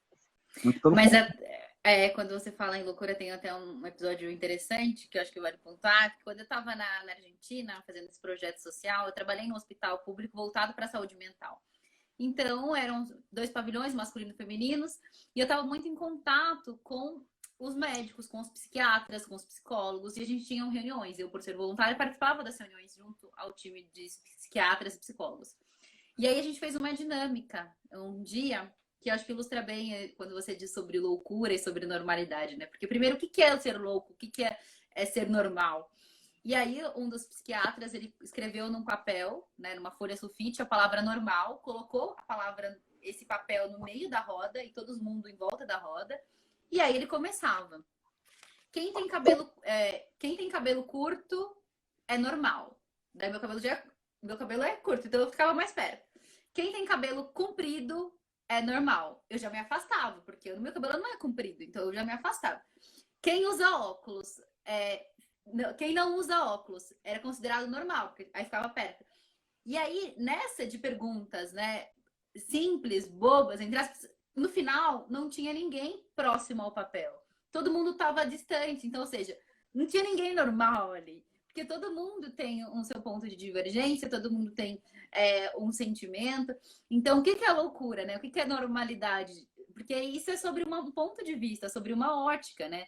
Que é o que a gente até falava anteriormente. Se você faz um recorte, aquilo pode ser normal para você, porque faz parte do seu universo. Para mim, às vezes, não é normal, porque não faz parte do meu universo. Então, e esse é um pouco do nosso próprio julgamento, né? De, é normal, não é? É louco, não é? Mas sobre que ótica, né? Sobre que condicionamento mental a gente está olhando para essa situação. É verdade. Na verdade, é tudo condicionamento mental, né? Tudo é condicionamento. E daí, nesse satsangs, eu conseguia, era muito teórico, né? Era basicamente teoria, mas dava essa compreensão, né? Na teoria, porque também a teoria não resolve o problema. Essa teoria, eu até vou fazer um parênteses aqui, que acho que é bem interessante isso aqui. Isso também veio mais recentemente para mim. É uma amiga de uma amiga, ela tem já uma certa idade, e daí um dia eu estava conversando com ela, ela falou que tinha medo de cobra, né? Desde criança tinha medo de cobra. E até essa amiga minha, uma vez fez uma brincadeira com ela, de cobra e tal, só de falar. E ela brigou com a pessoa, foi grossa e tal, porque é um trauma, né, que ela tinha, ela não sabia. E daí ela estava conversando com a irmã, pelo telefone, e a irmã falou assim, uma conversa despretensiosa, falou assim para ela, você lembra aquela vez que a gente estava lá no jardim, lá no sítio do papai, não sei o quê, eu peguei uma cobrinha verde e joguei no seu peito? Você saiu correndo, chorando, e, sabe, gritando, e não sei o quê. Ela falou, não lembro. Mas eu fiz isso e tal. Daí, o que aconteceu? nesse momento da vida dela, olha, depois de anos e anos, né? Ela entendeu por que ela tinha medo de cobra. Por quê? Na infância, a irmã dela jogou uma cobra, ela ficou com trauma. Aquilo foi para onde? Para a mente inconsciente, né? Sim. Então, ela passou a vida inteira com medo de cobra, mas sem saber por quê. Porque a irmã não contou a história e ela não sabia. Aquilo se apagou. Ela era muito criança, né? E daí eu fiz a seguinte pergunta para ela. Falei assim, e agora você já sabe por que você teve medo de cobra. Ela, eu sei. E você perdeu o medo de cobra? Ela falou, não. Continuo com medo de cobra. Né? Então, o que foi uma grande aprendizagem para mim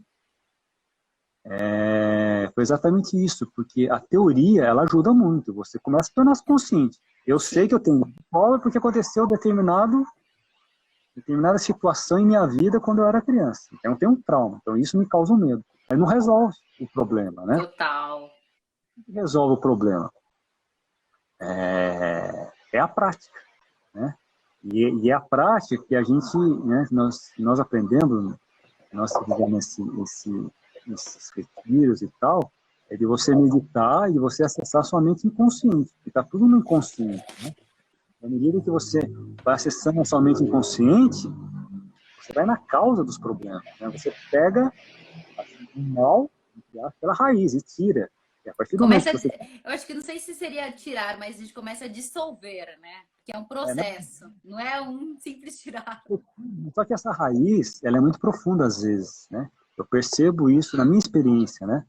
E às vezes eu tenho situações que falei, eu resolvi isso, mas na verdade você não resolveu. Você tira a parte maior da raiz, né? Mas sempre, a raiz ela é radicular, né? Ela vai, ela tem, e ela sempre fica um pouquinho, mas aí a sua vida muda muito, porque já não é tão forte, tá? Já é menorzinha e tal, e quando vem você já consegue segurar a onda, porque antes você não segurava a onda. Então veio a raiz da cobra, que é o nosso exemplo. Ela tirou a parte maior, é o core da raiz, ficou ali uns raminhos. É Então ela já verdade. ela ainda vai ter medo, mas ela já consegue lidar, já aceita as pessoas falarem, entendeu? Então você muda, né? Você consegue, né? Pouco a pouco você vai até uma hora que você É dorme com a cobra. verdade. E, Ale, pra gente fechar aqui, o que você deixa de mensagem pro pessoal? Se alguém tiver algum comentário ou pergunta, é só deixar aqui. Muito obrigada primeiro, né, pelo convite, por essa live. O Ale me mandou mensagem, falou que queria fazer. Então, muito obrigada, porque é uma honra. Eu sempre aprendo ouvindo você. É sempre muito legal as nossas conversas. E que mensagem final que você quer deixar pro pessoal? Eu acho que toda conversa é uma troca, né? A gente vai conversando e é tudo uma aprendizagem, né? O relacionamento é uma grande aprendizagem, né? A gente transmite, cada um transmite, né? Compartilha a sua experiência e a gente, aprendendo a escutar, a gente vai trazendo isso para a nossa vida. Algumas coisas servem, outras coisas não servem, né? Mas sempre é uma grande compartilhar de experiências, né? Agora, qual é a pergunta? Que mensagem que você quer deixar final? Um agradecimento? Não sei. Eu acho que, bom, de viagem, assim, né? De viagem, eu acho que, para mim, né? A minha viagem mudou muito. Então, eu já falo que eu já nem sou mais mochileiro, eu sou um peregrino, né? Porque quando eu viajo, sempre tem esse viés do olhar interior, né? Do autoconhecimento, ele é muito forte. Então, as minhas viagens viram uma peregrinação e não conhecer e querer ter aquela ansiedade de conhecer mais e mais lugares, não. Então, viajar bem com outro ritmo, né? Se tá Sim, bom, se não tá, vai embora. E sempre buscando essa aprendizagem de maior autoconhecimento. E o grande lance, assim, até a última viagem que eu fiz, que eu fui para o Sri Lanka, eu não fiz plano nenhum, né? Eu mal sabia qual era a capital do Sri Lanka. Umas semanas antes que eu fui ver que era Colombo, onde é que eu ia cair, onde é que eu ia ficar, enfim. Então, quando você viaja sem planos, né, você está presente, né? Você vai observando o que vai vindo, e daí você vai no fluxo do que está acontecendo no momento, né? Então eu caí lá, eu tinha uma reserva de 2 dias no hostel, em Colombo, mas não tinha mais nada. Daí as pessoas me perguntavam, né, no hostel e tal, os mochileiros, para onde você vai agora? Eu falei, não sei. Você não vai, não sei, né?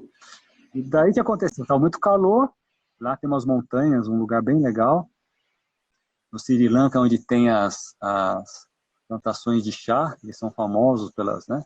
Teve aquela colonização britânica, né? Tem o chá Lipton, enfim. Eles têm essa produção de chá, as fábricas de chá, enfim, que é o que move a economia, uma coisa de exportação deles. Daí eu fui para as montanhas, estava muito calor, falei, vou para as montanhas, lugar mais fresquinho, e assim começou a minha viagem, né? E assim foi fluindo, né? E daí, indo um pouco mais além, eu acho que isso a gente traz para a vida, né? Porque se você começa a não ter planos também na sua vida, né? Porque se você começa a ter muito plano, você ingessa a sua vida, né? Você ingessa a sua vida e as coisas estão acontecendo, e como você ingestou a sua vida, como você pode ter ingestado a sua viagem, já resolveu tudo, já sabe o que vai fazer, as coisas vão vindo e passa batido, você não vê. Ou às vezes você vê e fala, não, mas eu já tenho esse plano, eu já quero fazer isso, já quero ir em tal lugar, eu quero já tem tudo formatado, e você fala, não vou fazer agora, vou fazer depois, só que aí você perdeu o momento, né? E tudo é. E eu acho que até parafraseando é aquela famosa, né? Entrega, confia, dá uma surtada e agradece. Então tudo dá certo, deixa fluir, né?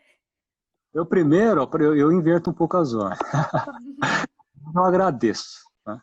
Porque eu aprendi assim que agradecer é uma benção. Eu agradeço a tudo. Você tem que agradecer. Não interessa. Agradece, sempre agradece. E depois que eu agradeço, eu aceito, né? E aceitar é muito difícil, né? Aceitar. Muito. Tem coisas que vêm na sua vida que você não aceita, você não quer. Mas, então eu agradeço que ela veio, eu procuro aceitar no melhor que eu posso. E depois, que eu acho muito importante, uma coisa que eu não tinha muito comigo, é a confiança, né? O que é confiança? É a fé, né? Então, isso nos ajuda muito a seguir, né? Se você tem confiança, se você tem a fé, porque a fé é um mistério, né? A fé a gente não explica, né? Mas você tem fé, você confia, né? E isso faz com que você continue a se mover, né? E talvez uma hora você realmente essa fé vai se transformar numa coisa que você entende ou não. Porque a fé é um mistério, né? Mas isso ajuda muito a gente se mover e ajuda na vida, né? Então, com certeza. Eu sou uma pessoa muito de fé. E agora... Que bom! Eu acho que essa é então a mensagem final, né? Do Gilberto Gil, né? Andar com fé, a fé não costuma falhar, né? Exatamente, gente. A gente ter fé na vida, fé nos outros, né? E fé que tá tudo certo, não tem nada errado. Muito obrigada, Lê. Tem comentário aqui falando que a live vai ficar gravada, assim, então a primeira parte já subi no Instagram e a segunda parte eu vou subir agora, vai ficar gravada, e também vou subir no YouTube, então dá pra gente compartilhar depois com todo mundo. Ale, muito obrigada pelo convite. Foi uma troca muito legal, muito feliz, né, dessa troca. Muito obrigada também a todo mundo que participou da live, da primeira e da segunda parte. Muita gente passou por aqui. Então, muito obrigada a todos vocês. Bom, qualquer dúvida, qualquer comentário, vocês podem também mandar nos comentários da própria live, que depois eu e a Ale respondemos, né, Ale? Sim, claro. E até a próxima viagem. Até a próxima viagem. Um beijo, gente. Vamos viajar né? Assim, a gente viaja na viagem dos outros, né? Também é uma viagem. Exatamente. Um grande beijo para todo mundo. Muito obrigada. Deixa eu ver que tem mais comentário, Lê. Vamos ver. Não caia, Lê. Fica aí. Essa mensagem final foi ótima, principalmente para mim, que deveria estar no caminho de Santiago nesse momento. Gente, mas o caminho é uma coisa que é muito louca. Às vezes, e é isso, né, Lê? Às vezes a gente quer muito uma coisa e às vezes acaba não sendo aquele momento. E às vezes o próximo momento é um momento, vai ser tão mais especial do que aquele momento e a gente se apega, né? Então, durante o Caminho de Santiago, eu conheci várias pessoas que eram segunda ou terceira vez que tentavam fazer o caminho e que não dava. O primeiro caminho, ela tinha quebrado a perna, a moça, no próprio caminho. Aí depois ela voltou. E a segunda vez foi mais especial para ela. Então, é isso, assim, não é o nosso tempo, né? É o tempo do universo. Entrega e confia. Confiar, o JC Brida, né? Ele queria estar fazendo caminho em Santiago. E agora tá na China. Eu tinha passagem, já estava tudo certo para ir para a China. Né? E para mim é uma benção não ter ido. Mas eu estava na China, estava lá encalacrado lá. Né? Então, A gente nunca sabe, né? Exatamente. Tem que aceitar. Não foi agora, tudo bem, né? Aceita, coloca a intenção e em um momento oportuno vai chegar, com certeza. Com certeza. Muito obrigada, Lê. Muito obrigada a todo mundo que participou da live de hoje. E um grande beijo para todo mundo. Beijo, namastê!